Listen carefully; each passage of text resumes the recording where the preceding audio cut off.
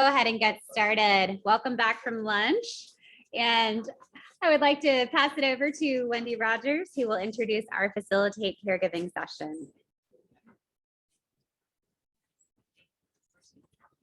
Awesome. Thank you, Elena. Thanks, everybody. This has been such an inspiring day already, and I'm excited for our last session that is on facilitating caregiving. And it was very unplanned, but nice of Michael to, at the end of his presentation, give us the one slide about caregiving. So it's a nice segue into this session. So our first presenter is Amy Eisenstein. She's a senior program officer at the RRF Foundation for Aging. She'll be followed, she's here in person. She'll be followed by Sarah Ruiz, who is senior program officer at the PCORI, Patient-Centered Outcomes Research Institute. She was our program officer. So we've just had such great luck. We started with Margaret, then we had Sarah, and now we have Anne. It's just been fabulous. And then our next presenter will be Susan Lee, who's clinical assistant professor in the Department of Occupational Therapy at Georgia State. So we have an in-person, an online, and an in-person presentation for this session. So starting with Amy.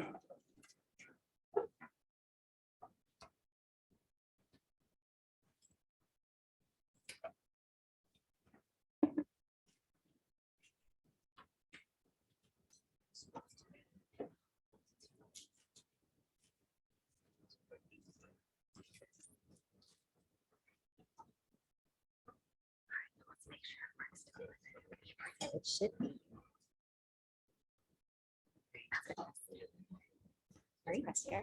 Okay. All right. Thank you so much for having me. I think as we've been hearing more this afternoon, I've just really enjoyed being part of this conversation and listening and learning from all of the presentations that we've seen so far. And I don't know if Michael was in a worse place before lunch or me now after everyone's eaten and gotten full bellies. So just a little bit of housekeeping, I guess, to add on is please, if you need coffee, if you need water, if you need to get up, feel free to move around as I'm talking. I don't mind at all. So to start, I'm just going to tell you a little bit about RF Foundation for Aging, who we are, and kind of the stance that I'll be speaking with today. So we were founded about 40 years ago as one of the first foundations specifically focused only on older adults. One of the first private foundations specifically focused on older adults. We've been focused on one thing since our inception, and that is improving quality of life for all of us as we age. Since we were founded many years ago, more and more, thankfully, more and more funders have come to live in this space. And with that, over the past couple of years, our board of directors has taken on a strategic planning process to really begin to focus and define our giving strategies so that we could really be impactful in this area. So in the beginning, right, January of 2020, before the pandemic struck, we announced 4 specific priority areas that we're focusing funding on. We have our QR codes, feel free to snap them, take a look at them. So today I'm going to be focusing on caregiving and really its intersection with aging. I mean, with technology, of course, with aging. But we also do a lot of work in economic security in later life, housing, as well as social and intergenerational connectedness. I'll touch on those a little bit at the end of the session, as well as some information about kind of how to go about working with foundations and a little bit about our application strategies as well. Okay, so again, thank you to Michael for kind of starting us off in the direction. I'm going to dive in a little bit deeper. And today, what I want to do is really start out with just the overview of caregiving that a lot of you might be very familiar with, and then get into some of where we're seeing a lot of the problems, where we're seeing a lot of the need for solutions, and kind of then where we're seeing with the intersection of technology and what's going on there.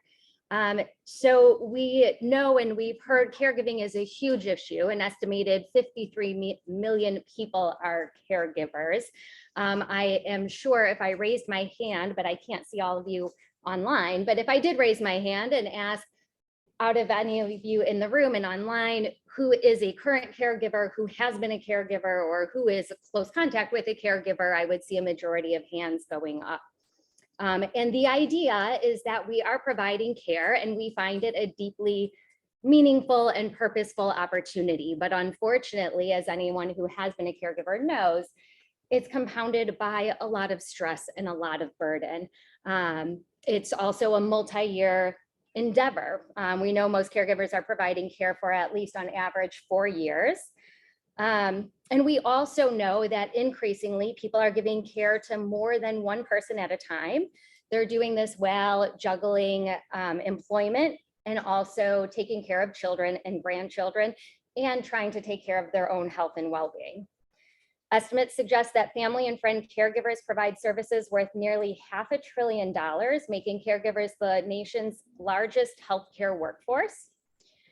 The good news is that there has been a lot of research in this area, and we recognize the issue, and we understand, well, we're starting to recognize the issue more, we're starting to understand the issue more, but it's not enough. So we know there are 2 demographic trends that are only going to increase this as issue in our society. First, the large, rapidly increasing population of aging baby boomers who within the decade will increasingly need more long-term supports and services. Second, the older boomers had fewer children than their parents and were also likely to divorce and remarry, kind of shifting the caregiving situation a bit. So needs of caregivers. This data is actually from an AARP report looking at the needs of caregivers. There's a huge variety of roles that caregivers take on, leaving opportunities for intervention at so many places. I keep going back to Wendy's introduction yesterday that this is a conference, TechSAge, in year 4 of 5 of the funding. So my mind's been kind of thinking what's needed in the next 5 years. Within the caregiving role, lots of opportunity. So almost all caregivers, 99% of caregivers are providing help with at least one instrumental activity of daily living, but shortly behind that, just 93% are providing help with at least 2 instrumental activities of daily living. We also know, and we've heard kind of bits and pieces of this throughout the last day and a half, that the pandemic has really increased caregiver burden. So we hear all sorts that in-person respites, in-person services, all of that is closing down. This really drove the demand for digital solutions and is continuing to do so. We're kind of at the point we're figuring out how do we maintain some digital while bringing people back in person. A recent report by the Rosalind Carter Institute for Caregivers found that the vast majority of non-paid family caregivers reported increased stress related to caregiving.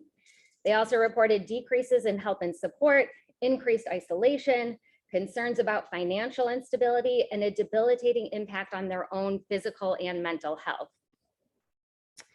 And then we've also heard just this notion that caregivers around social isolation and loneliness. We know this is a huge thing going on within our community, specifically for caregivers. Caregivers have found themselves in situations that they weren't expecting to be dealing with, and then they see their friends, their family going about daily lives where they're continuing to have these other responsibilities that they hadn't planned on, really increasing the rates of isolation and loneliness. And there are specific populations within caregivers who are experiencing more of this isolation. Those who define themselves as primary caregivers, those who are in high intensity caregiving situations, which I'm going to talk about what some of those situations are in a little bit, caregivers who live with their care recipients, and caregivers who provide care for a person with Alzheimer's disease and dementia. Then the other thing going on is we've really seen an exponential impact on diverse caregivers. So caregiving has been particularly intense for populations including LGBTQ+ caregivers, tribal caregivers, limited English speaking caregivers.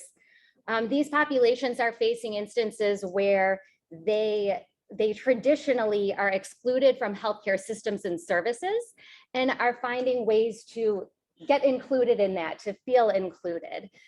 Specifically, a lot of the diverse caregivers too have seen trauma caused by racial and economic segregation.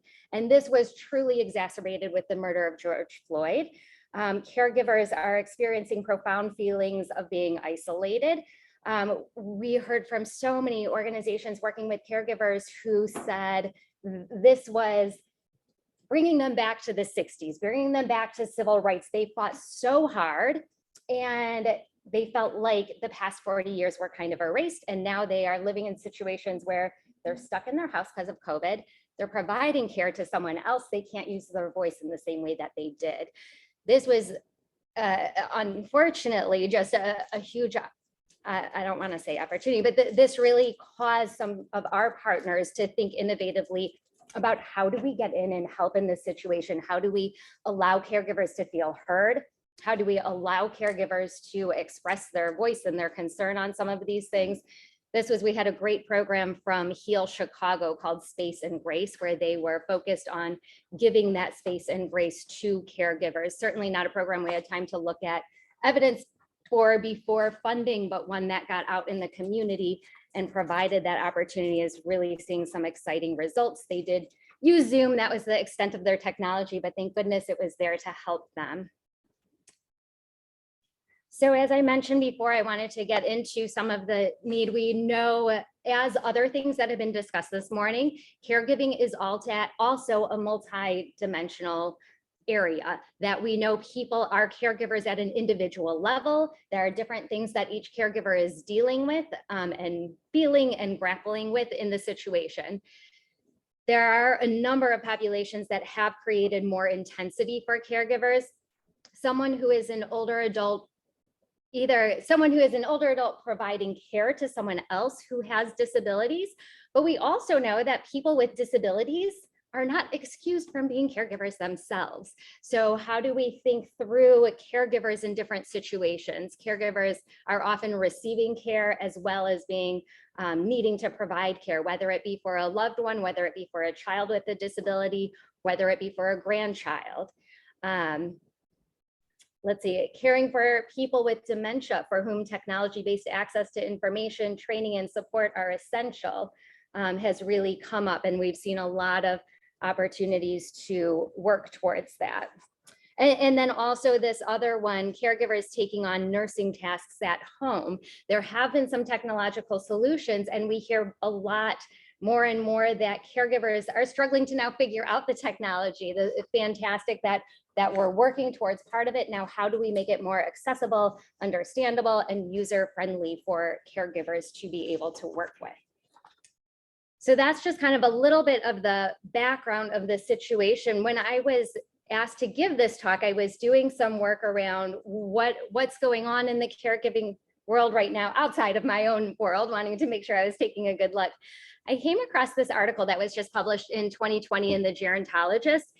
This is by Teresa Harvath and colleagues.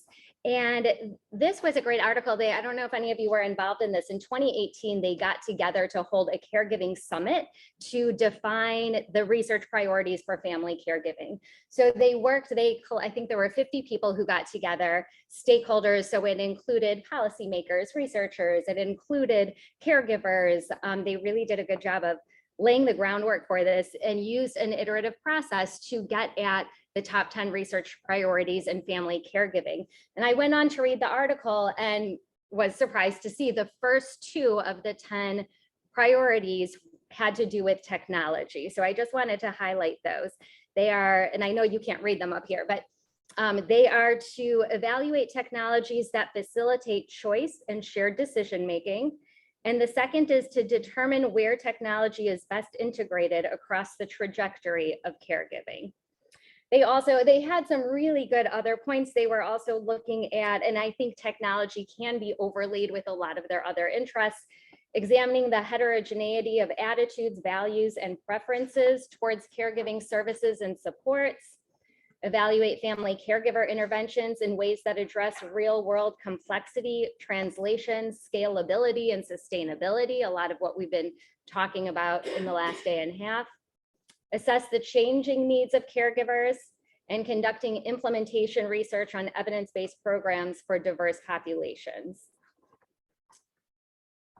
Okay, so looking at other research priorities, where we're seeing a lot of technological solutions being explored for caregivers. There's really a wide array of these types of interventions. And this is just kind of a smattering to show an example. There has been a lot of research on interventions to focus on health and well-being of caregivers and to connect them to services and supports. Additional technology-enabled solutions aim to reduce the complexity of personal tasks and facilitate access to healthcare providers and other resources. Another area of focus is technological solutions designed to improve the safety, security, and well-being of care recipients. And there have been other numerous tools around virtual reality, data analytics. Most commonly, we've seen a lot of interventions right now that are just expediting access to information and improve communication. I shouldn't say just, because those alone have a lot of really positive outcomes that we've been seeing in the research. Caregivers are looking to technology in the same way as the general population, but with added interests. They're looking for added specifics for their situations, as well as they're looking for what is created for me. We've heard this in focus groups, we've seen this in the research. They look at apps and they say, well, which one is for me? Which one has those rights, the right specificity of what I'm looking for? In addition to general knowledge and information acquisition, they're looking for social opportunities with other caregivers. They're looking for help with medical and nursing tasks, health monitoring, support for instrumental activities of daily living, emotional support, and care coordination. And I think we heard a bit yesterday about looking at holistic care, where the medical field was very specific in creating apps and technology for the specific function. But we hear a lot that caregivers are looking for this holistic approach.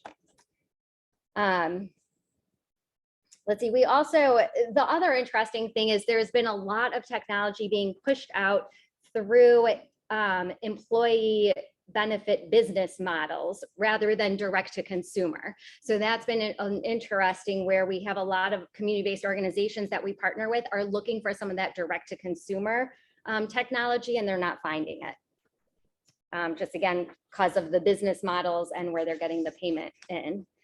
So I want to talk about a little bit about some of the projects that we're seeing at RRF Foundation for Aging, and some of them that we're currently working to fund.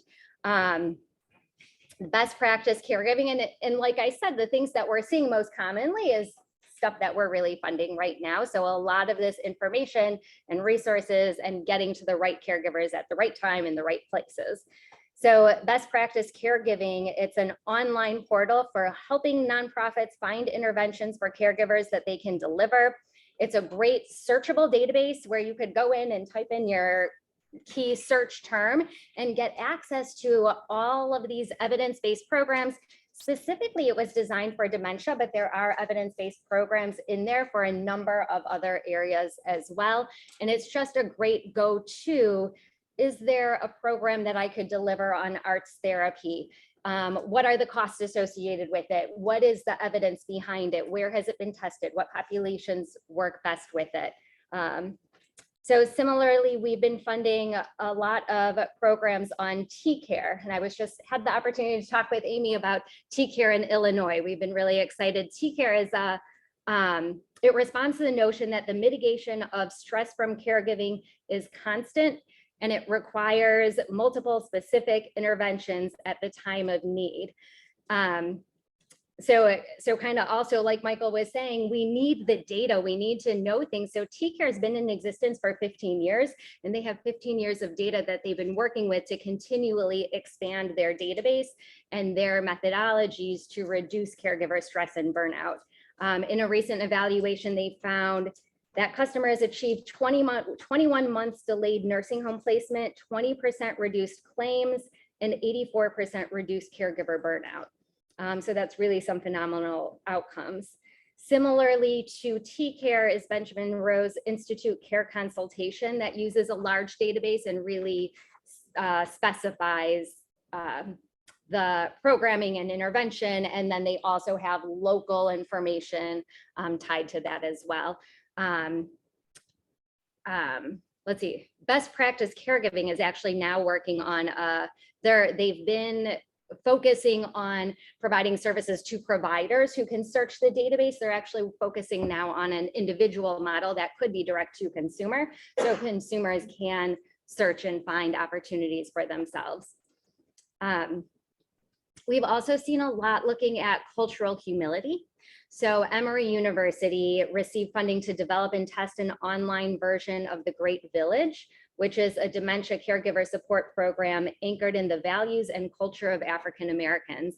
And they're putting this all online so they could reach people during the pandemic, they could navigate the healthcare system, and really incorporating the ideas of navigating a system that was shaped by health disparities and implicit biases, and how do you get in there and navigate that.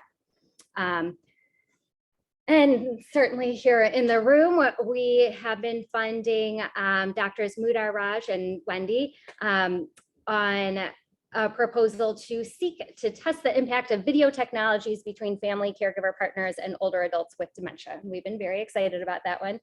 Looking forward to continuing that partnership. And then I wanted to talk about this One United Community Center.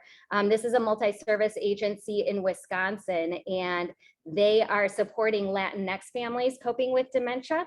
And they have included a virtual dementia simulation to help family members understand what it's like to have dementia. They also, one of the interesting things they found, so they're doing all of this work in Spanish, they were implementing online training for dementia caregivers and recognized when there was the shift from COVID to doing this work at home, they recognized that a lot of the caregivers' grandchildren were sitting around the table with them when they were doing the trainings. They've now incorporated a whole separate training for grandchildren to help understand these issues and to be part of the conversation. This one we're not funding. This was just something that around caregiving and technology that I saw. This isn't actually even recent. This occurred in 2021. I didn't know about it. I don't know if others are aware. Home Instead is very common. Home Instead is a great caregiving organization. They're really nationally focused.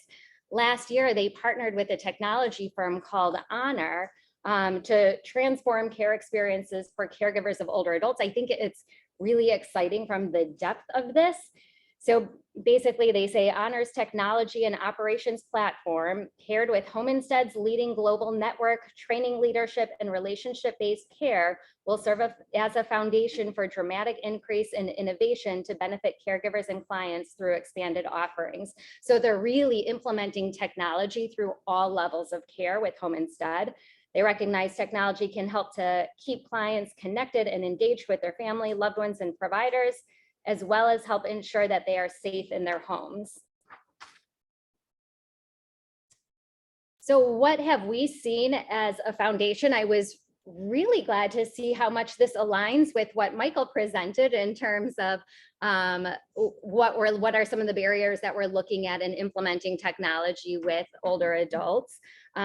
We need to understand, though, how to leverage technology as a tool to improve these outcomes, how to maintain the right ratio of technology versus soft intervention.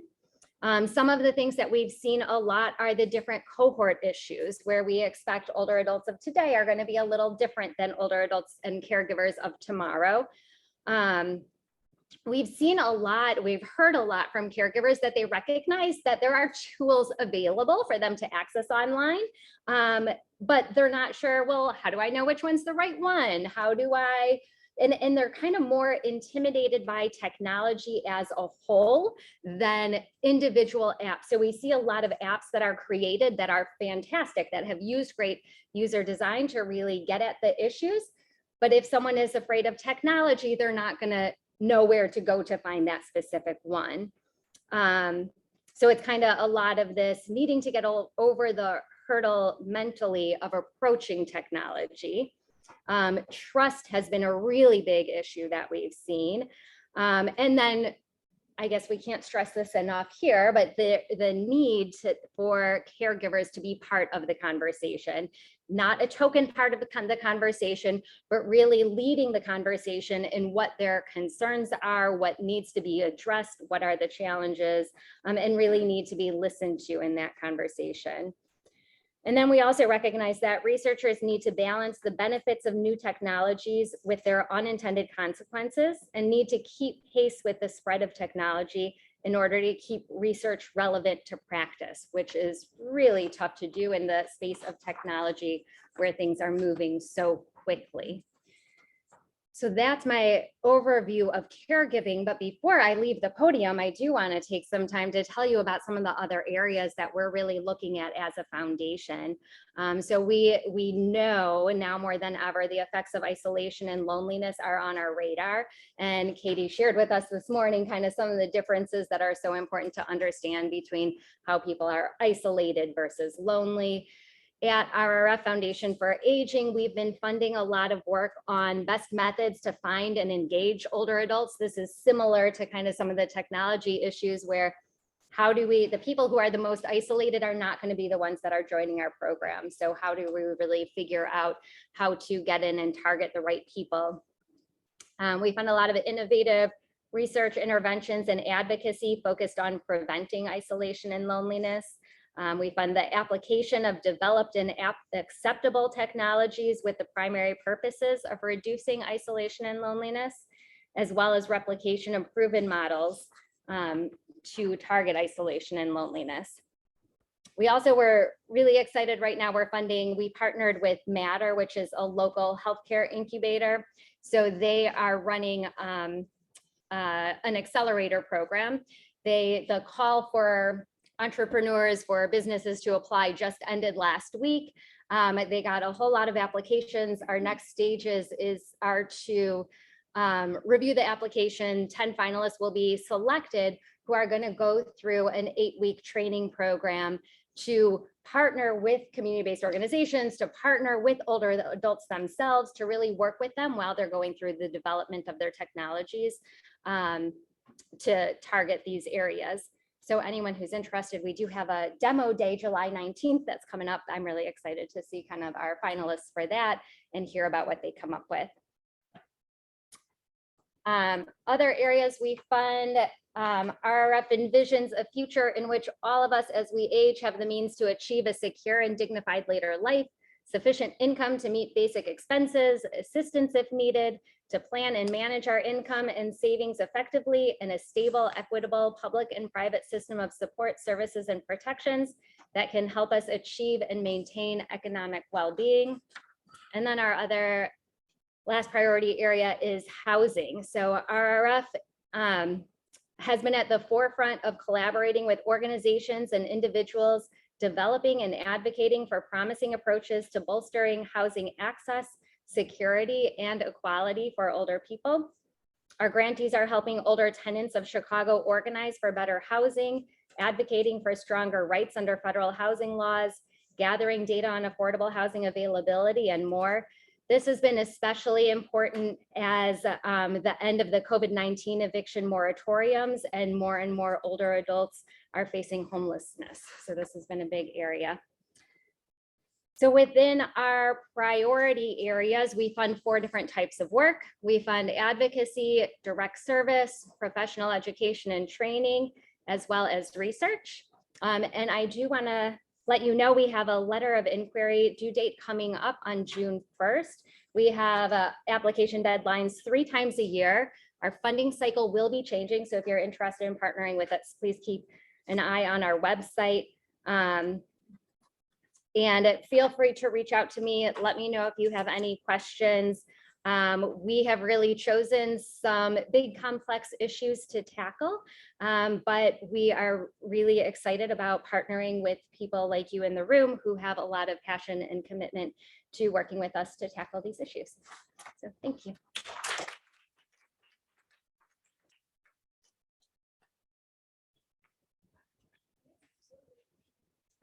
Thank you, Amy. That was awesome. We do have time for questions, either from people in the room or people online.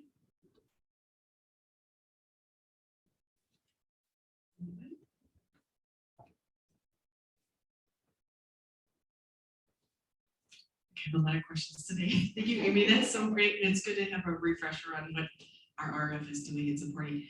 So I guess I have a couple of thoughts more than questions. My first is, feel like the commercial markets are actually really quickly coming up with lots of technology targeting older adults, most of which is not evidence-based or have any efficacy data. How do we help as a research community direct older adults and caregiver dyads to finding things that actually have some evidence? Is there like some way that we can as a research community kind of help curate that a little bit?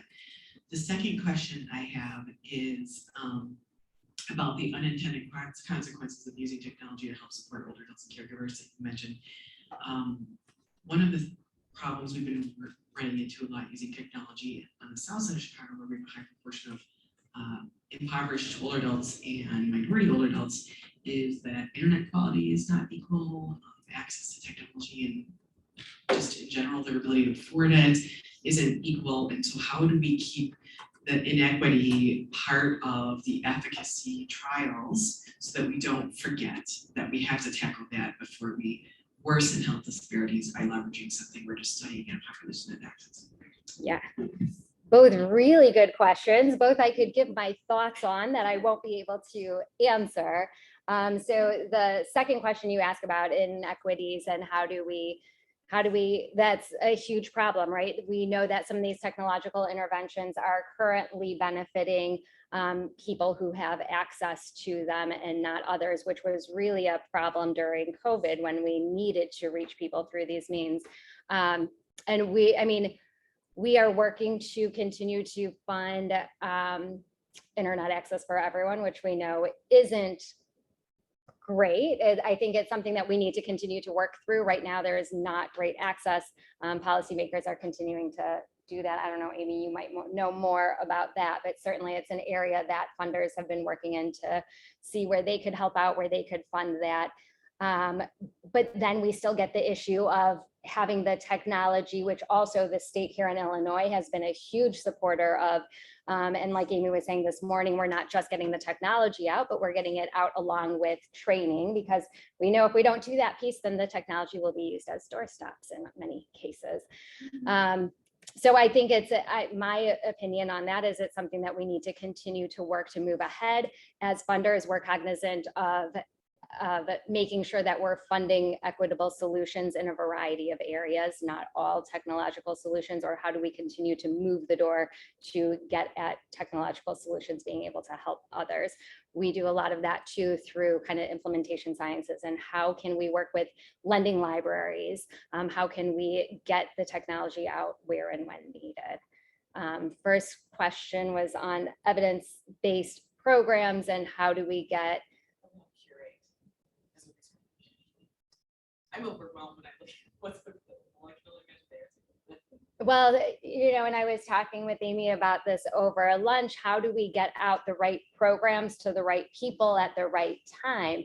There have been a number of states that have been working in partnerships, and I believe with researchers, with a variety of stakeholders to implement. So here in Illinois, we're working to have T-Care available through all of the area agencies on aging. I know a number of other states have done similar approaches, but you're right, not all caregivers go to area agencies. And so how do we continue to work that? I think that's what Michael was talking about a lot of this. His biggest challenge was awareness, right? So I think continuing to work through kind of a lot of theories that how do we look at awareness? How do we get word out there? One of the things here in Chicago that we do, there have been a number of caregiving campaigns. How do you even, I think a lot of caregivers don't even recognize as being a caregiver. So I think that's the first thing we need to do. The 4M program has now a caregiver added onto that. Do everyone know the 4Ms? The Hartford, there's a campaign to increase, to look at within the healthcare system, within the public health system, to look at the 4 M's of care for older adults. So what matters: mobility, mentation, and medication. And they've now said that's super important additionally for caregivers. And how do we get word out about this across the system?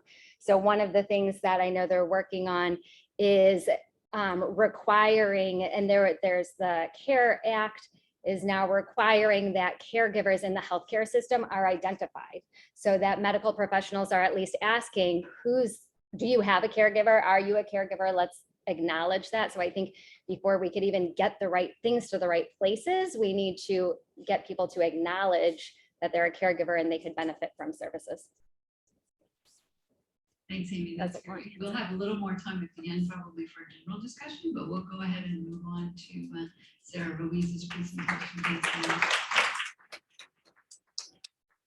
much like John, I'm going to count on Elena to do the hard work of transitioning everything for us. So Sarah, question for you. Would you prefer to share your own slides? Perfect.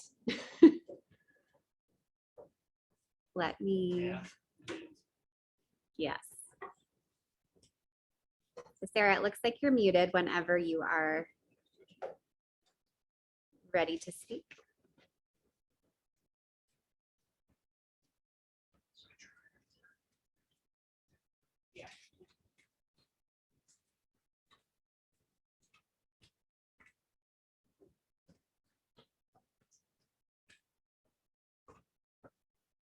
Sarah, are you able to hear us?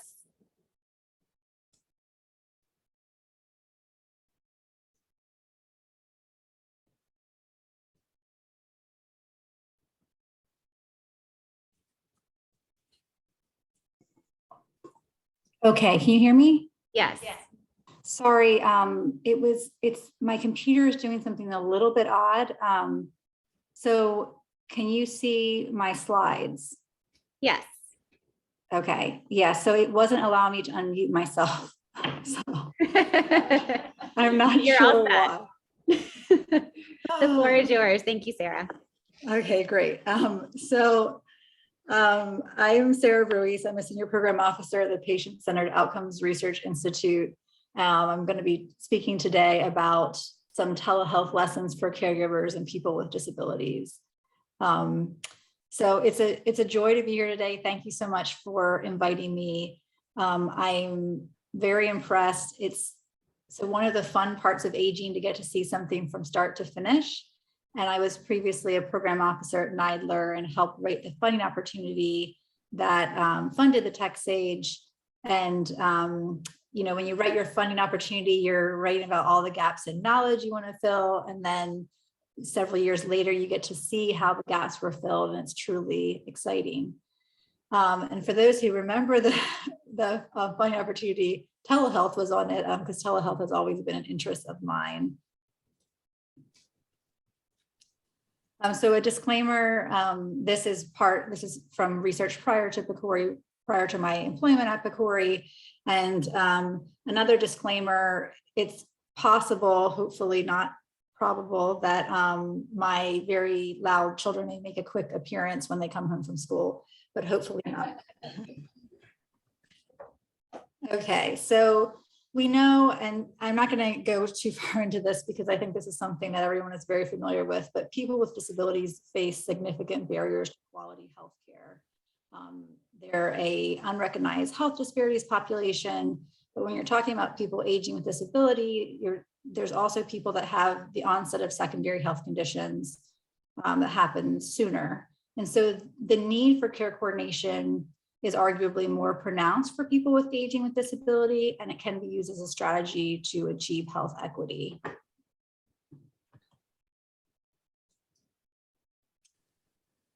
So whenever I present on care coordination, people often ask what's innovative care coordination. And I mean, simply care coordination, innovative care coordination is where multiple voices are heard.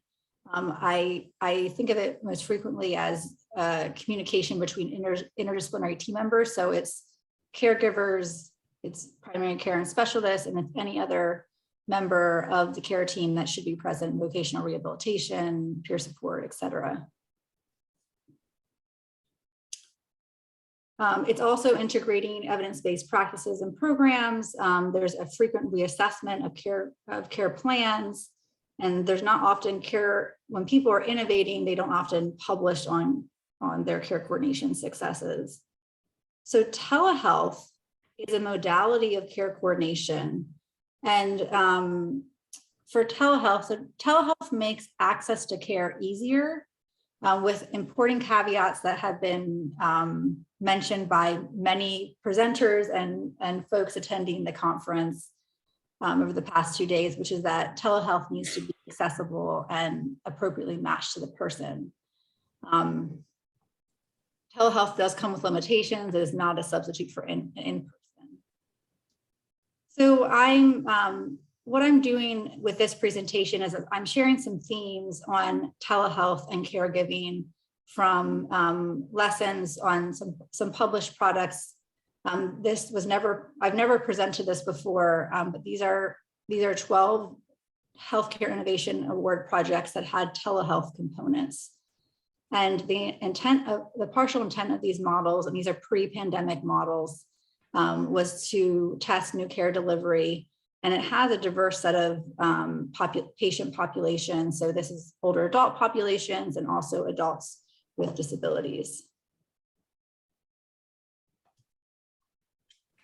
So the caregivers participated in the telehealth technology for each of these 12 projects.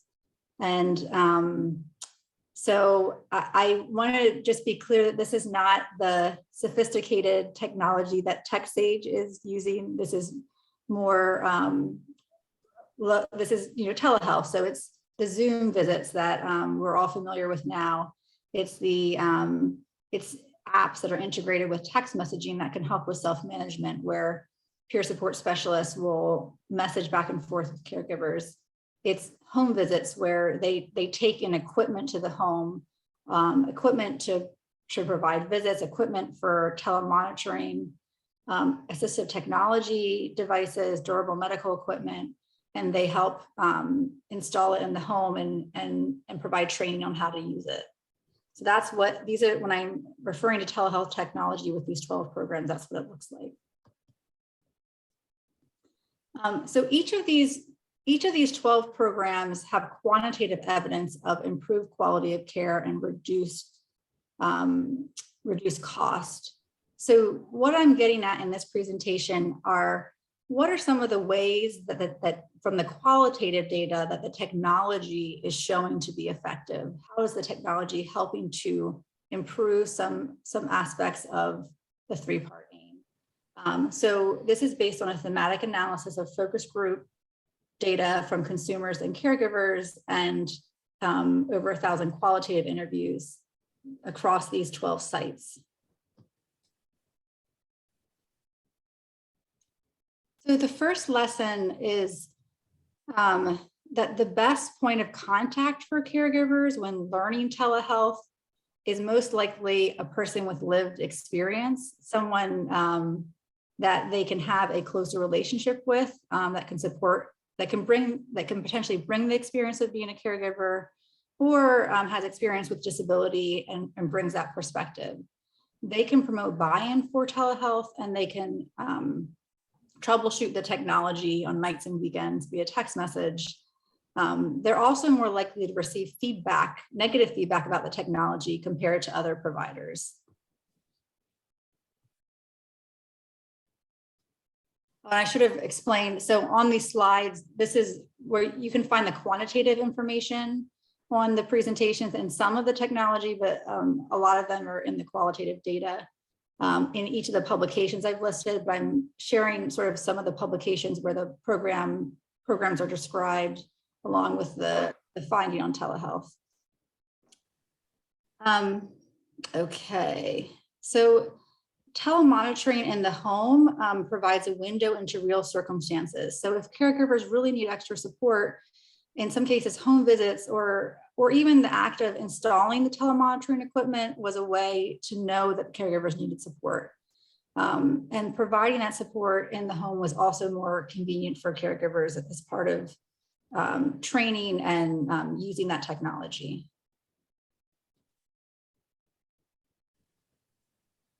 So one of the big questions and the iterative functions that happen with telemonitoring equipment is what happens with all the data. And there was a very similar reaction from both caregivers and physicians in terms of the volume of data. They wanted the data in a very targeted way. So for example, one thing that we found was that that the telemonitoring programs would push data in real time during specific circumstances. So once a week, not every day, or during the time of a medical appointment. And this sort of monitoring and support to the caregiver could provide a tailored amount of information that they needed without overwhelming them, but also could provide them with the information they would need if they would need to do some type of intervention or have an appointment. The next theme is around how technology improves the accuracy of communication between caregivers and providers. So technology motivates people to dedicate more effort to self-management. And so there was a lot of the technology tools that were, the telehealth tools that were used were able to create what was called a circle of communication. That's how it was coined in many of the projects, where essentially, you're getting the information and the right information is reinforced and information that is incorrect is kicked out. And you don't always have that circle of communication, and technology promotes that circle of communication. So one of the technology, one of the data infrastructures was a program of older adults with disabilities that were frail and were need for palliative care. And so with that, the technology infrastructure helped prepare caregivers when palliative supports were needed. So the technology could document changes in function over time and was providing the right window to involve and seek palliative supports rather than waiting to the last minute, which is often the case.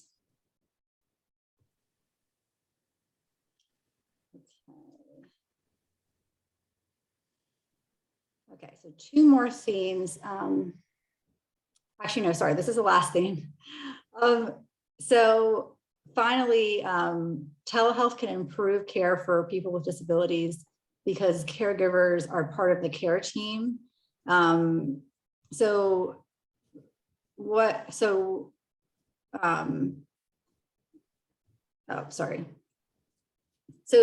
With many of these projects that focus on people that have long-term disabilities, for example, intellectual and developmental disabilities, a very high percentage of them have caregivers.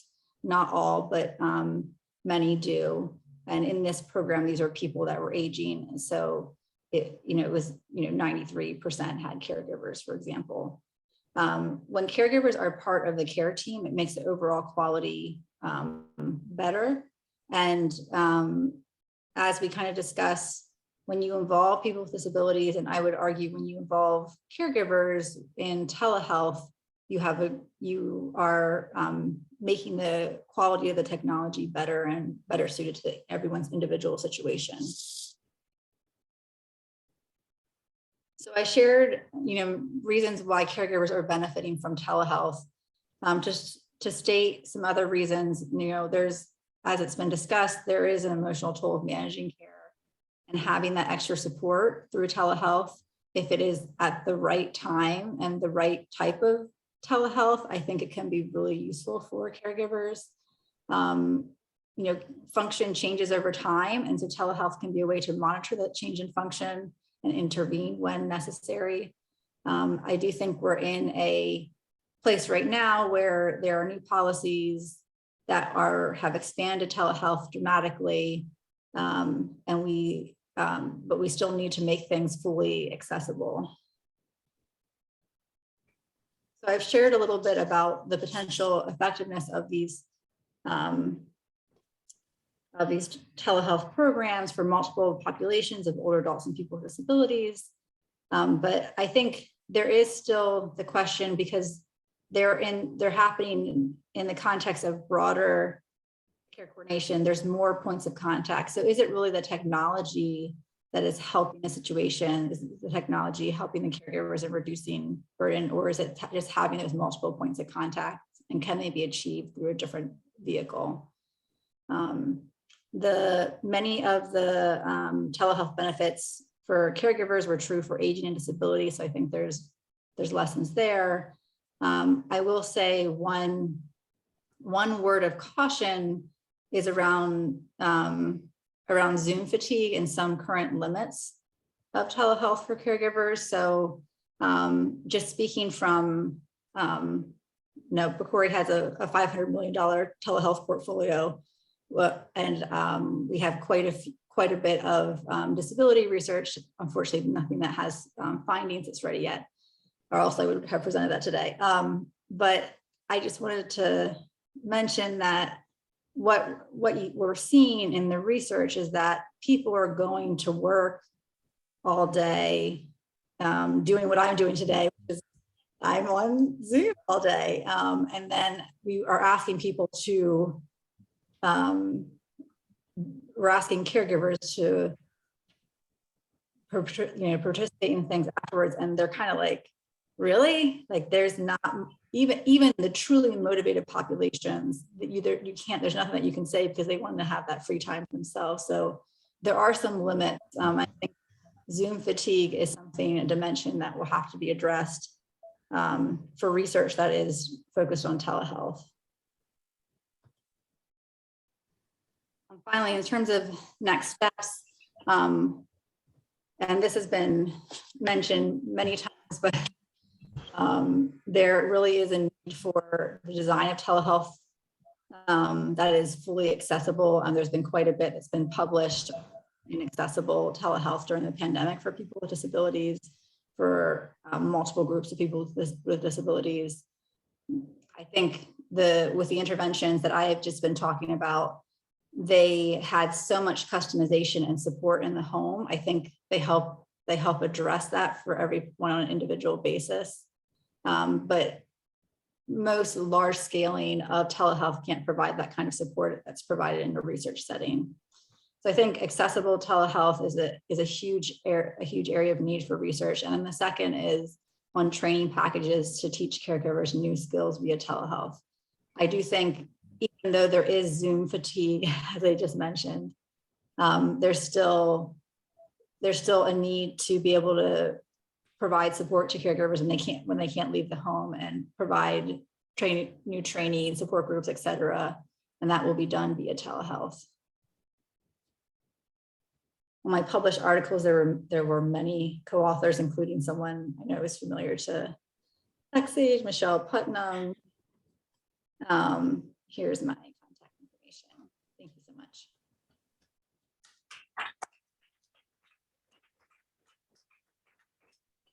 Thank you, Sarah. That was wonderful. You always, over the years, got to ask us questions, and now it's our turn to ask you some questions. So Tracy has a question for you. Thank you, Sarah. On one of your last slides about the effectiveness, we gotta back up, of training. If you could go back maybe 2 slides, but it was about training packages, basically training caregivers to more effectively use telehealth. And what I'm also seeing a need for is training packages for care partners to train maybe their older adult care partner or older adult who has a disability to use the telehealth. So I think that a lot of times you have the care partner involved, and they're doing it, but as you said, they might need some respite from that. And in any way we can empower the end user to actually be able to be doing it, I feel like that is a win-win situation. So I guess my question is that something that you're seeing in development? So I did a review of the most recent, there's been a number of systematic reviews on caregiver interventions, like telehealth interventions.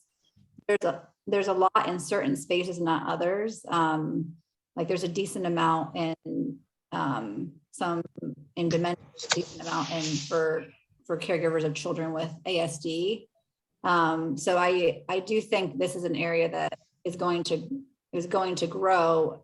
From the research side, I think unfortunately it's a matter of getting someone to trust you enough to do one session, and then they see how helpful it is, and then they're willing to do it more.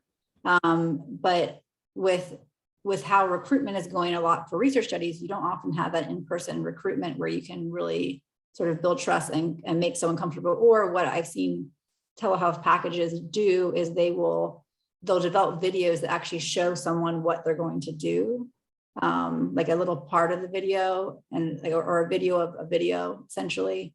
Right. I think that is really helpful in getting buy-in, but I think we're in a different circumstance right now, and the level of stress people have is higher from the pandemic. Right. Thank you. Other questions from the room or the Zoom? The room or the Zoom?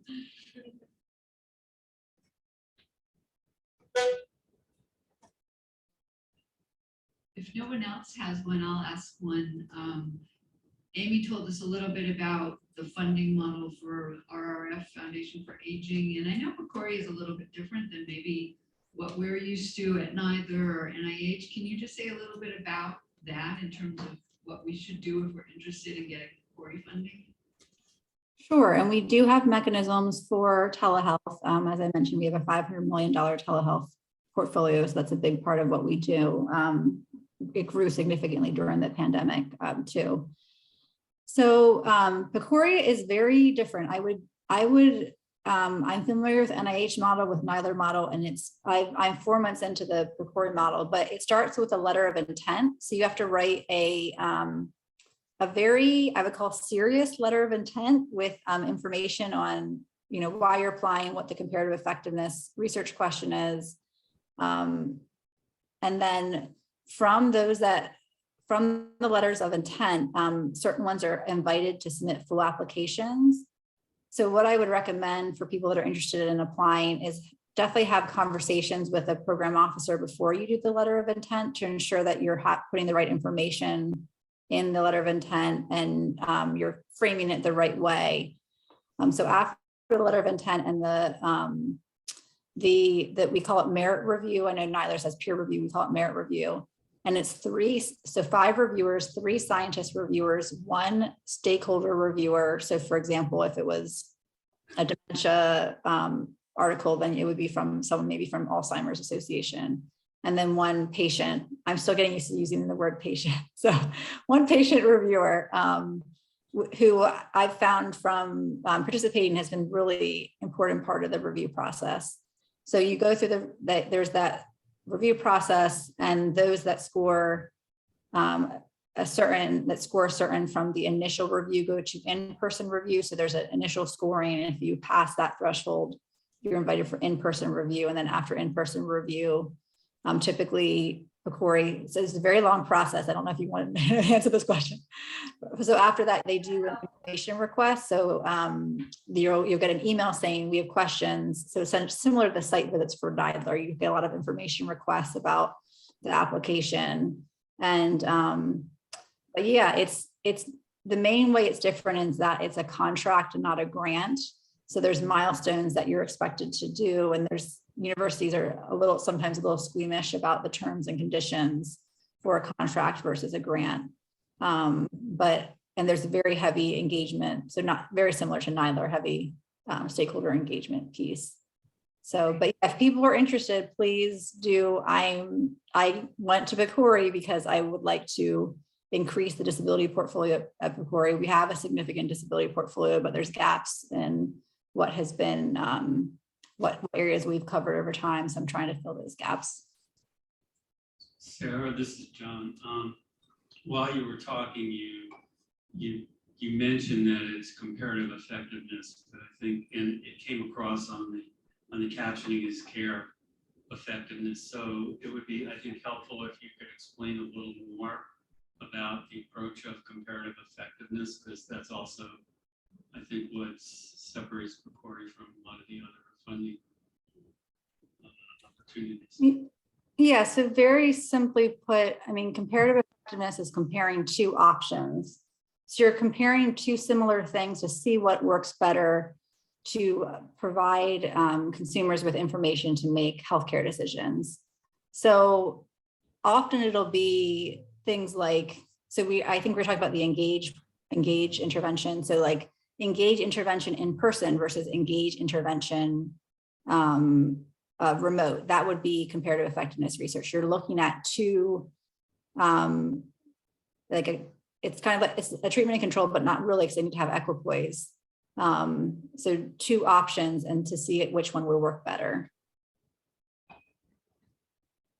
Thank you. Any other questions? All right, thank you, Sarah. That was very informative. Appreciate it. Last but not least, the last formal presenter of the day, who's I think the most recent PhD that I happen to know. She just defended last week. And she walks tomorrow. That is awesome. Yeah, and as of 2 hours ago, my thesis with all full signature has been approved. So, so I'm proud to introduce Dr. Susan Lee. Well, while Elena is providing her expert tech support, just want to start off by saying thank you, everyone, and thanks so much for the invitation to be part of this wonderful panel. I'm not really sure what else I need to add after days of engaging in thoughtful discussions, but I'm really glad to have this opportunity to talk about some of the work that I've been up to in recent months and years, which sort of pertain to using and perhaps improving the way the ICF, the International Classification of Functioning, Disability, and Health, can be a source of guidance for guiding the way that we design environmental interventions for caregiving activities.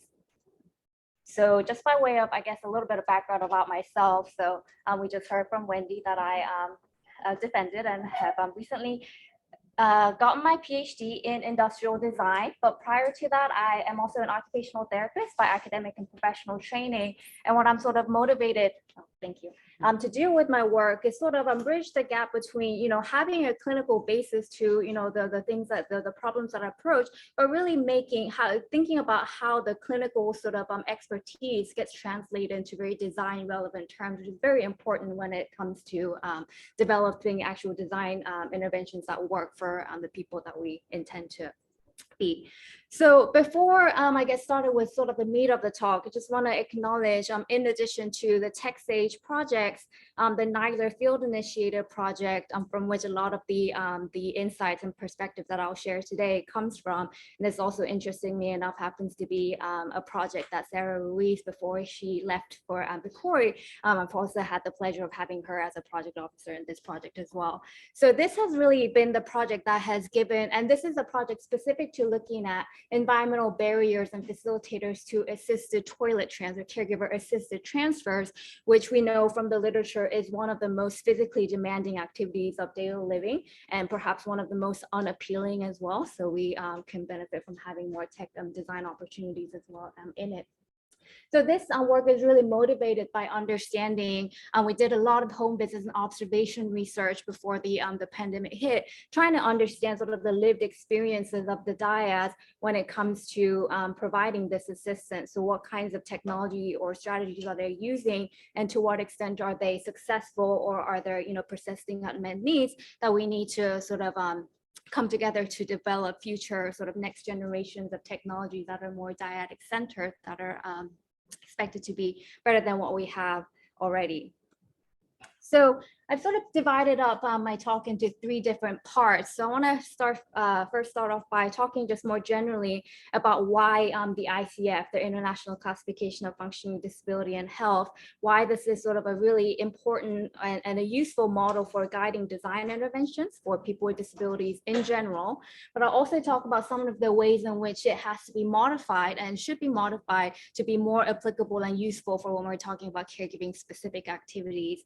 And then I'll introduce here what we've been calling the dyadic model of ICF, and then conclude by sharing some of the recent works that have been done, two different examples of it. One that was sort of application of these model in the context of an undergraduate design studio that John had taught before he left for Georgia State, that have used the model to guide their design design ideas, as well as some of the work that I come from my dissertation work, which focused on sort of bringing together occupational therapists and designers as sort of co-design partners in order to develop better, well, hopefully better caregiver assisted technology solutions.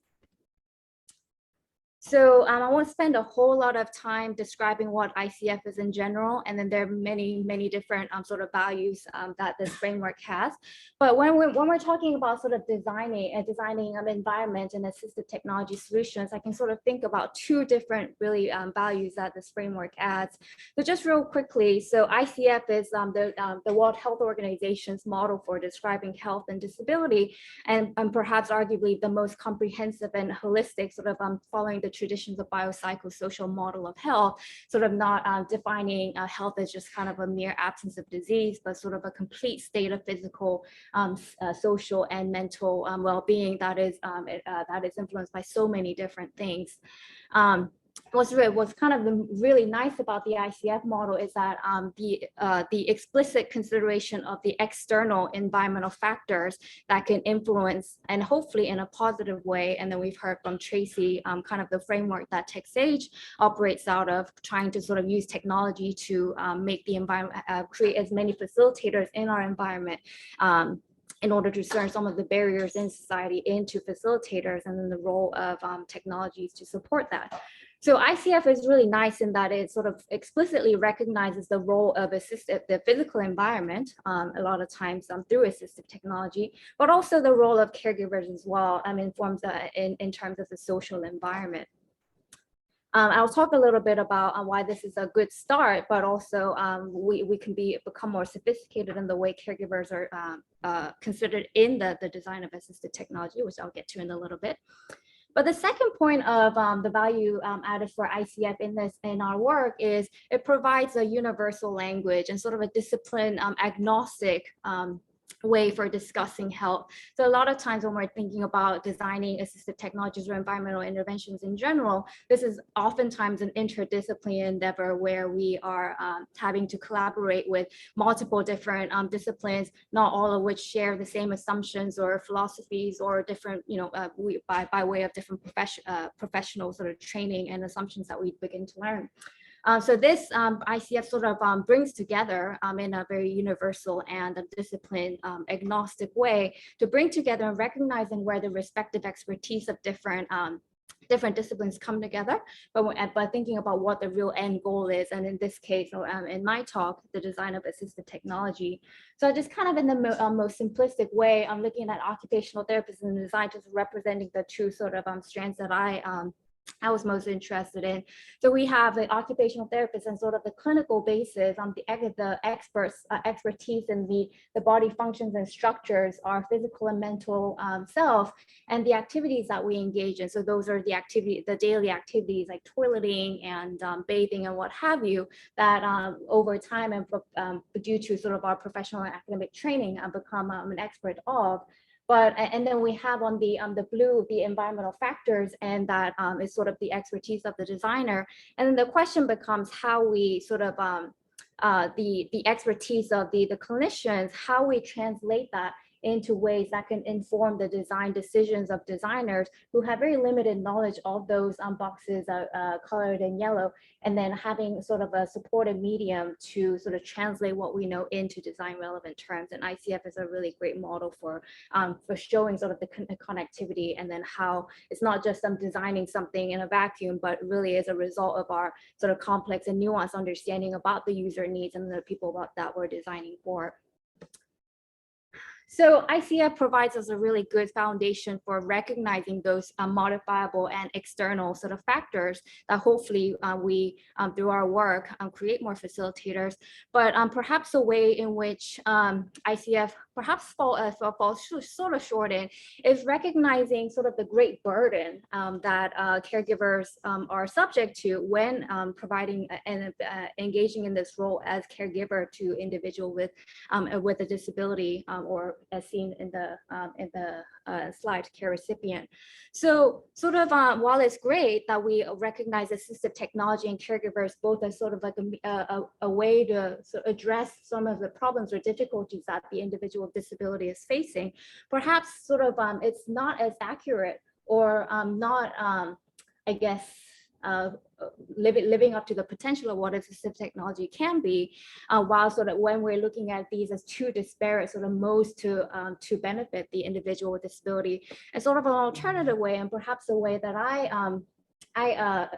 argue for the value of assistive technology can be understood to be, is about sort of while we do want it to be a medium through which we provide assistance and cater to the needs of the care recipient, we do that so by looking at the needs of the care recipients at the outset. So it's not just about the narrative of, you know, we design something for an individual and then hoping that it works out for the caregivers, but really using and trying to understand the needs and then the context of the caregiver at the outset at the design stage of the assistive technology. So sort of rephrasing that, bringing it back to the ICF. So we have sort of two identical models, one representing sort of all the complexity of factors that influence the health, the experience of health for the individual with disability. And then sort of on the right side, all the complexity that caregivers as human beings themselves with their own sort of challenges and unique needs.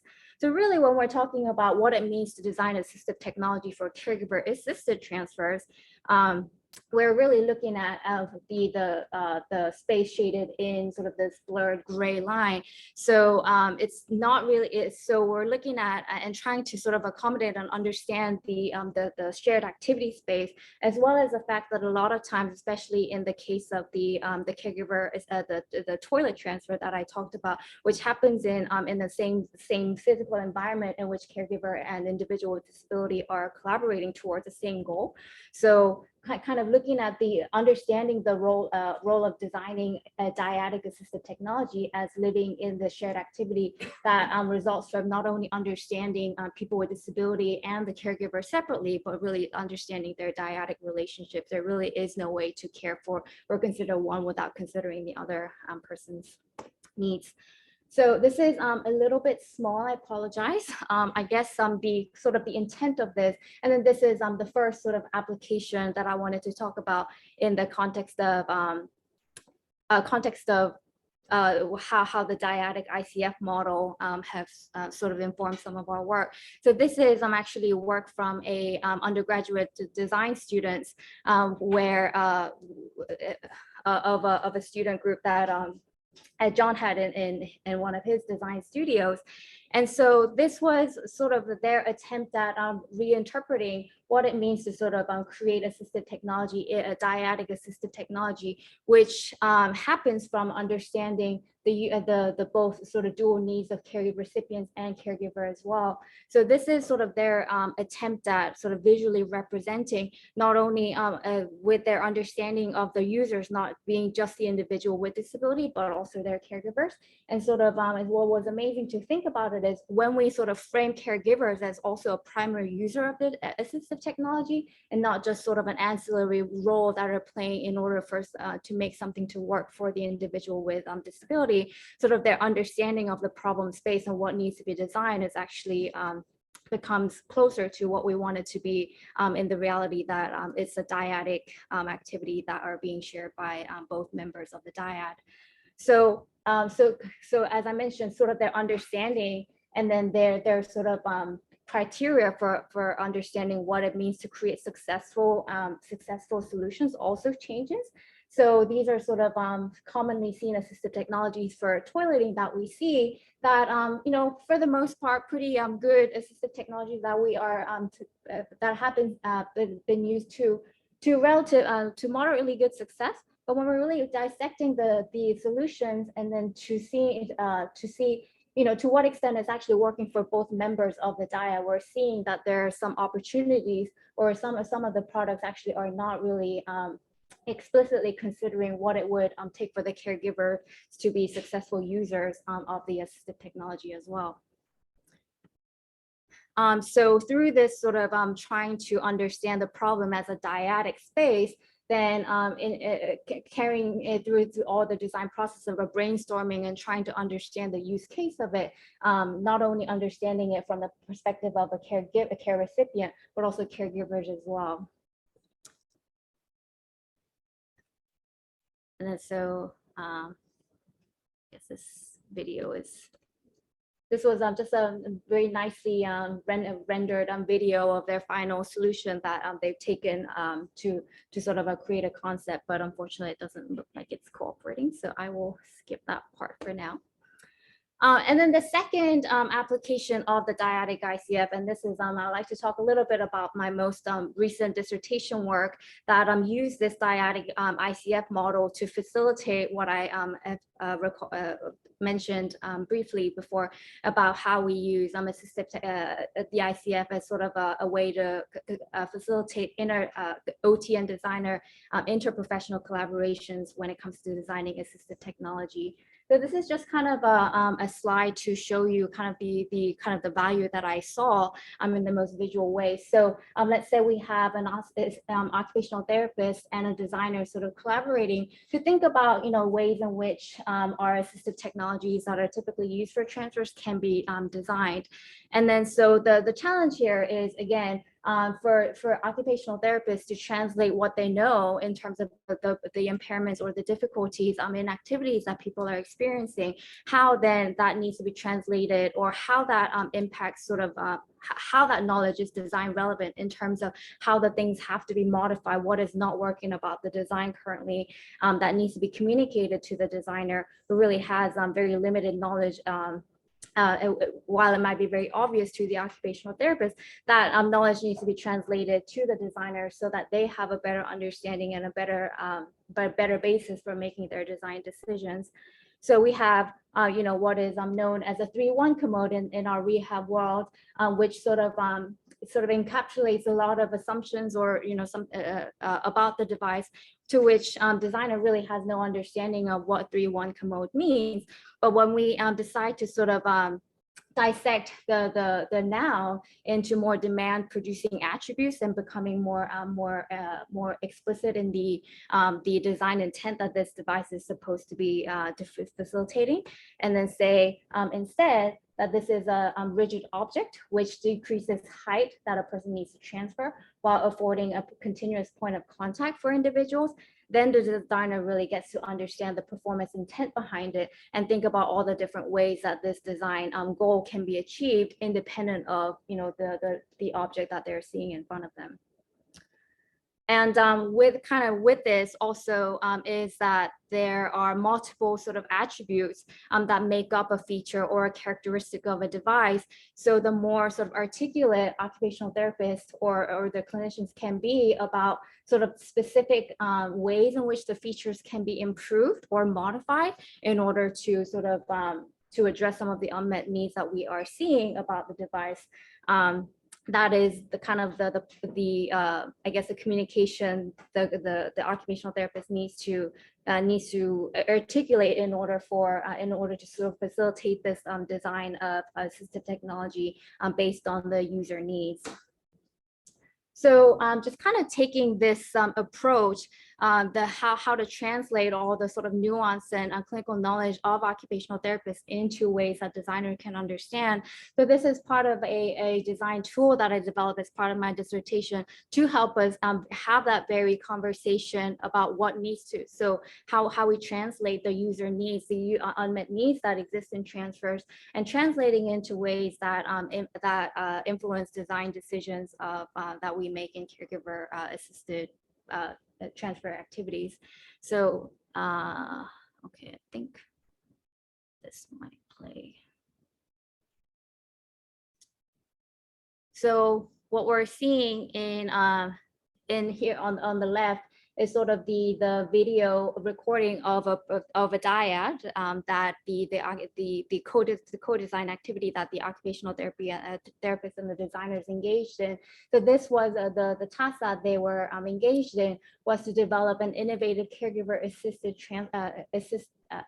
dyadic-centered interventions to facilitate their performance. And so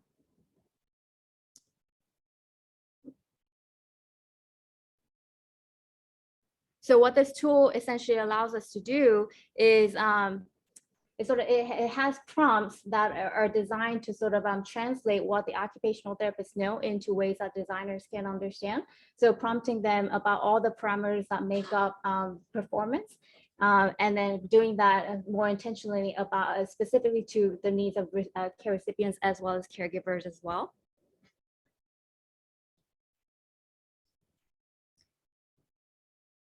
And then after that, more importantly, this is when we decide where we get a lot more design sort of specific and relevance in terms of you know what however they were performing the activity, but dissecting sort of the features that were present in the environment that they were using, and then and providing sort of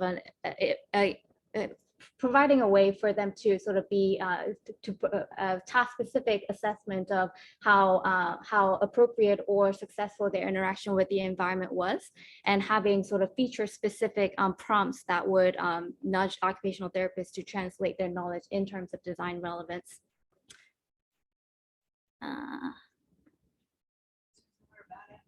Okay. All right. So kind of using this tool as part of the dissertation work. So using this tool as a basis for understanding the problem space and communicating that to the designer.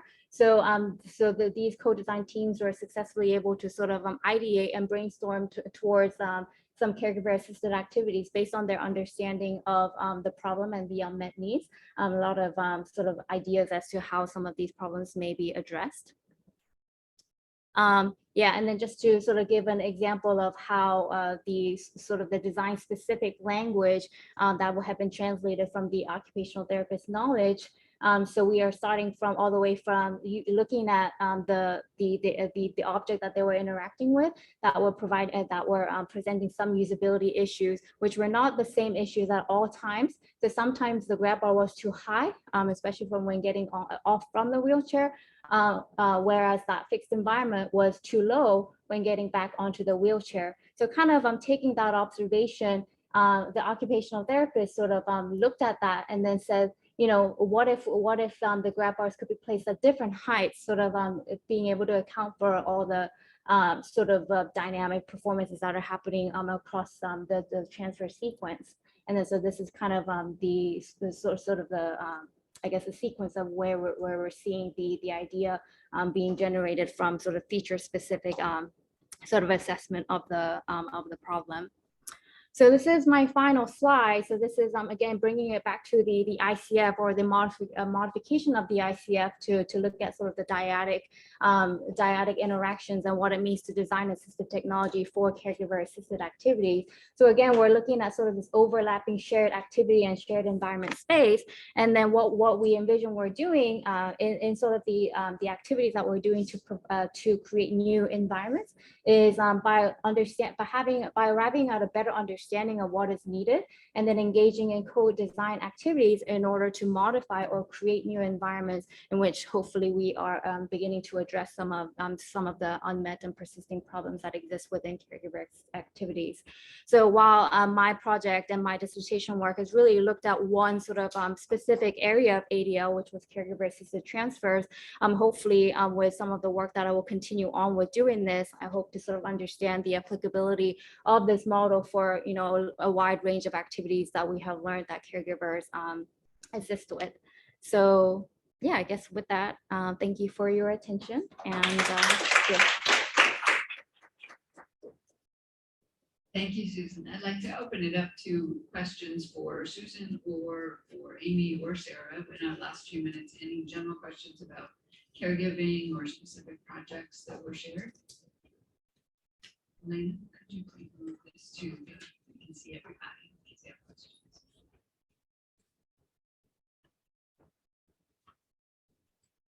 Susan, I don't have a question, but I have a comment. Yeah. I think that what you're doing is really interesting.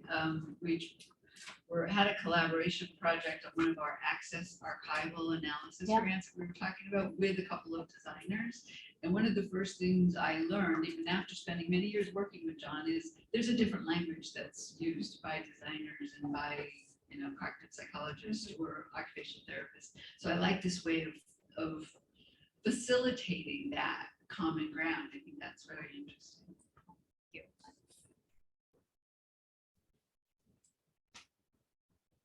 Just a comment to all of our speakers touching on caregiving today. I'm sitting here getting emails and texts from my dad who is aging with a disability. I'm his primary caregiver.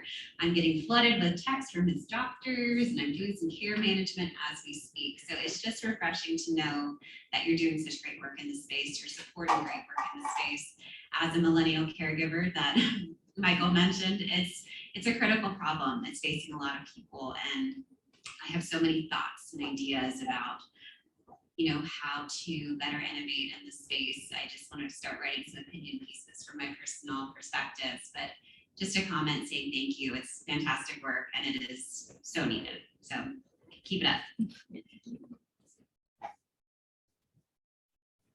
So I know you didn't have time. Could you give us in a nutshell how this all worked out? In what sense? In your co-design, how did your tool work out?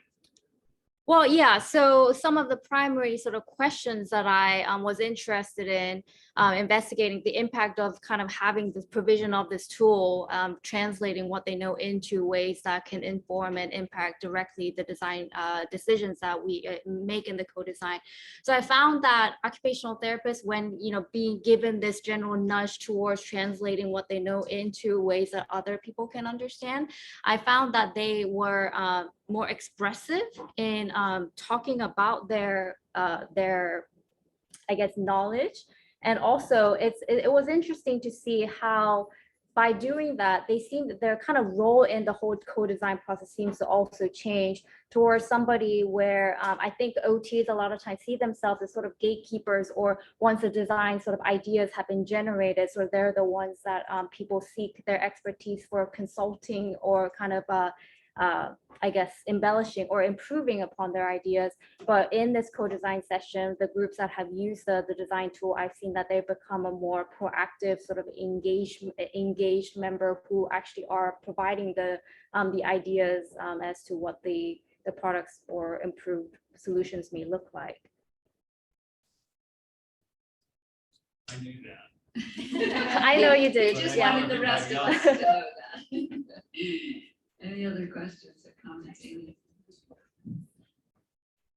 So I wanted to come back to what there were some questions about when Amy was talking about evidence-based practices and technology and Wi-Fi and broadband. So first, we heard this a lot during COVID when we were rolling out our state plan on aging, as well as kind of a first round of grants or funding from either the CARES Act or FICRA or one of the federal funding from some of our AAAs that said, well, we can't, we have all these programs, but they're not evidence-based for online administration. And so my first comment to that is hopefully that's changing, and ACL is doing that. And then the second comment to that is how to kind of break through some of the venture funded or companies or what have you, is get in front of the AAAs, get in front of providers, because they want them too, and it doesn't always have to be the loudest voices, or get in front of us. Like the program I talked about before, WRAP, that we sent out information for, Wellness Recovery Action Plan. Judith Cook is the professor's name. I remembered her last name. They developed that, kind of peer support program. It's like one of the other ones that I hear about today, the dementia, the MS. And so we were like, yeah, sounds good. Sounds like, older adults should know about that while they're at their home. So we put that information, we send it like a flyer out with our device bundles. So get things in front of us, or your departments on aging or whomever. And then the second thing is broadband. So there is, for those of you who don't know, the emergency broadband benefit that the federal government put out. And then there's like cable providers and the internet providers that are providing free and low cost devices, at least now. So hopefully that's been helping. I know there's still a gap in, I know in Illinois, we have a big goal for statewide to have by 2024 to have at least, I don't know the speeds, but for across the state to have that basic broadband access. So hopefully, continues to come soon. And then millennial caregivers. We like to talk about the Department of Aging is that everyone at some point will be a caregiver, will have a caregiver. And I was in a caregiver meeting yesterday, and we took 45 minutes of introductions of everyone talking about their experience with either being somebody's caregiver or working with a caregiver to their older parent or grandparent. So I think I would be right with you about education. I think some of my peers probably have no idea. So.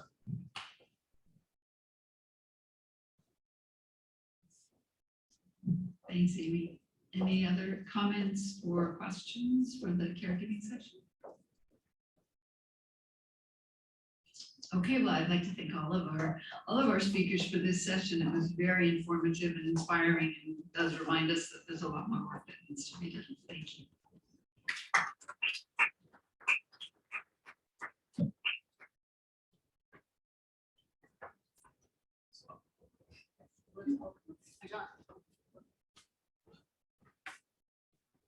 We don't have a plan. That's what we just said. We don't have a plan for this session. We have a plan? We don't have a plan. We do not have a plan unless you have a plan, because we wanted to keep it open for discussion. I think, first, all four of us are just so grateful for the people who joined us in person, the people who joined us online, and the time that people put into preparing the presentations. Just, it's amazing because it's been so informative. All of us have been frantically taking notes, and what you have shared with us will guide our future research. And I think that's so valuable. And I thank you for that. You want to? That does give me a plan. Okay. Spark, come over here. Yeah, So they We can actually see. did have a plan. The plan is to what this whole thing was about, right? This whole thing was about, as I talked about yesterday, was to tell everybody where we thought the state of the science was or is, and to look towards where we should be going with it. And I think Wendy's questions this morning were very telling of the kinds of things that would be useful to us in getting feedback about where you think places of technology, what's the sweet spots for technology in each of these areas. And while, our speakers gave us some ideas, I'd like to see if we could get some feedback either from the people in the room now or whoever is left online to be able to provide us some feedback. It could be through chat, so we'll have it for posterity, or just piping up and letting us know where you think we should be going with what you heard. And I'll just add to that, not in terms of just, not just, but the sweet spots in terms of maybe needs, but also just in terms of characteristics of technology. And we've talked a lot about contextualizing support needs and personalization, customization. Sometimes those all sound the same, but really they're different. And so thinking broadly about also, I guess, just the technologies themselves. Let me get the microphone.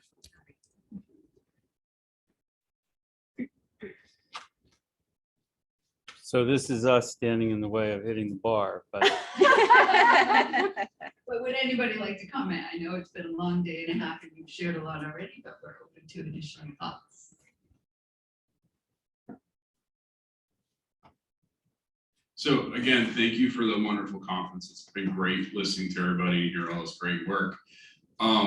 To build off Tracy's comment, I think one thing that will be great to be able to do is to go from an assessment, like a needs assessment with technology, and then provide personalized care, and then continually update that, close the loop. So I think there's some of us in the room or some of us in TechSAge who use technology for assessment. There's other of us that do it for intervention. Rarely do we incorporate the whole thing. And I think if you look at telehealth, no offense to telehealth, I know it's incredibly important, but it's a Zoom meeting. There's no assessment. Like, the doctors might tell you something, but there's no assessment. My dad, during COVID, got a he talked to his cardiologist on the phone, and the cardiologist said, okay, stand up. How's your heart? Okay, great. And my dad got another year of clearance. That, you know, that was in the dark days of COVID. They were just making stuff up so they could charge. But, you know, looking at how we can tie all of it together, because I still think even in great organizations like TechSAge, we're doing siloed work and not connecting. That's a great point. And maybe I'd add to your closing the loop, the care network side too, because again, you know, you want to share something with one person, something else with another person, keep some things for yourself. And I think that that's needs to go into that loop.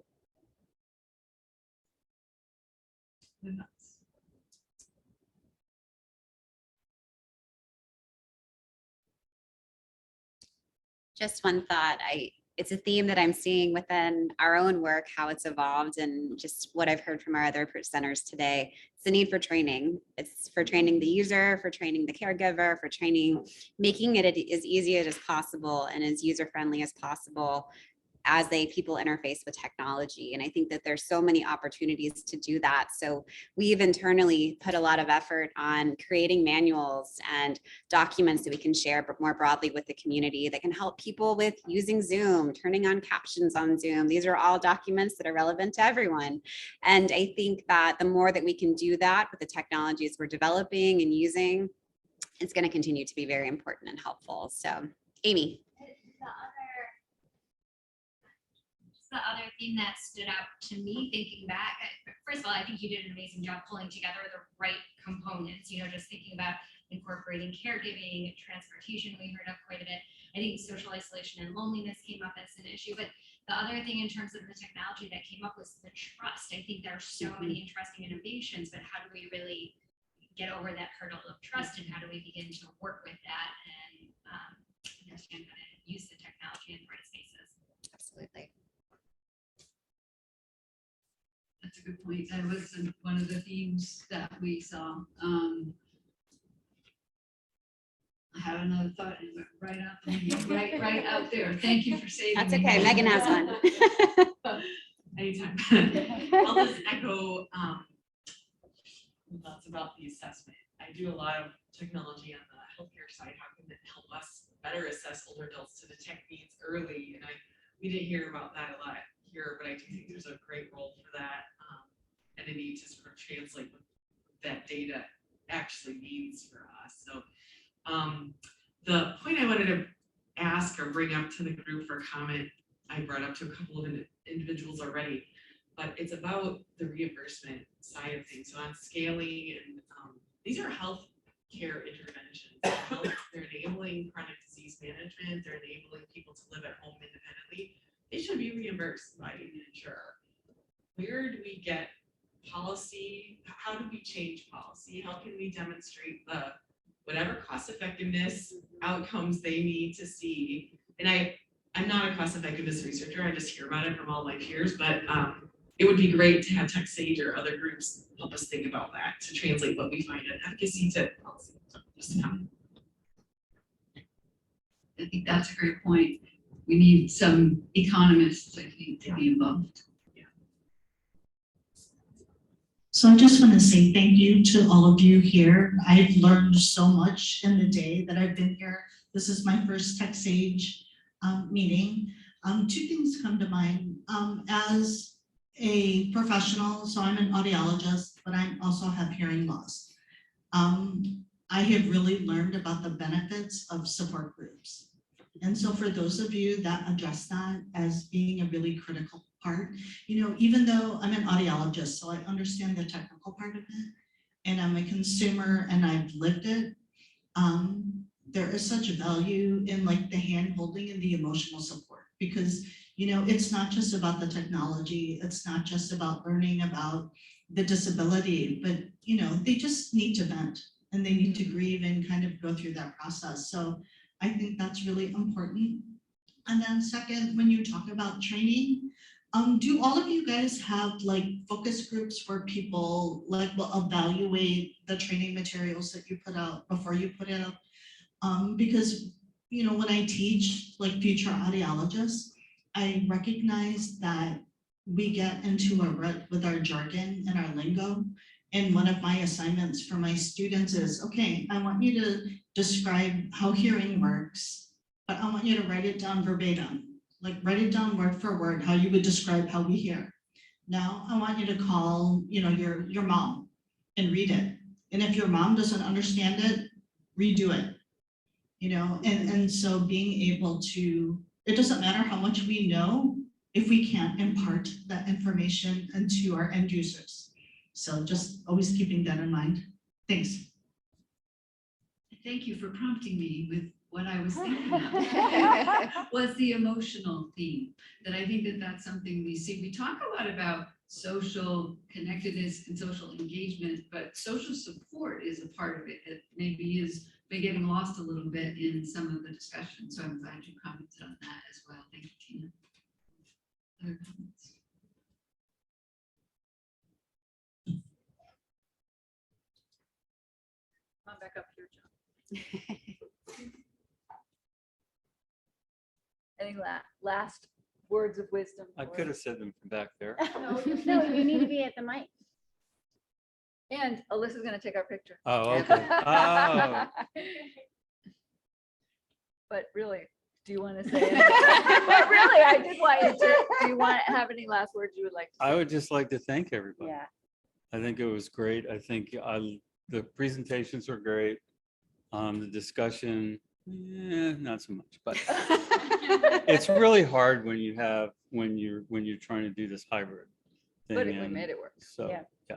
But on that So- note, thank you to all of our attendees online, to those in person. We didn't really know what this world would look like when we first started planning this event. So thank you for being flexible and open to what the times have brought us. And I think it was a successful event. Thank you to your participation to make that possible. And the reason it was possible was because of Because- these two. These two. Exactly. Elena and Alyssa. Yes, Thank you. Not have done it without you folks. Thank you. Yes, we noticed how we needed them to do our technical stuff Exactly. today. Tracy didn't benefit from that yesterday. She didn't Right. need it. She's Yeah, younger than she- we are. I think I needed it, but that's all right. Anyway, so thank you all for Thanks, coming. everybody. Have a We'll good see you evening. in- Meeting Safe. concluded. We'll If see you you live in 5 locally years. And you would like lunch for tomorrow, please take a box home because we hate to throw food away.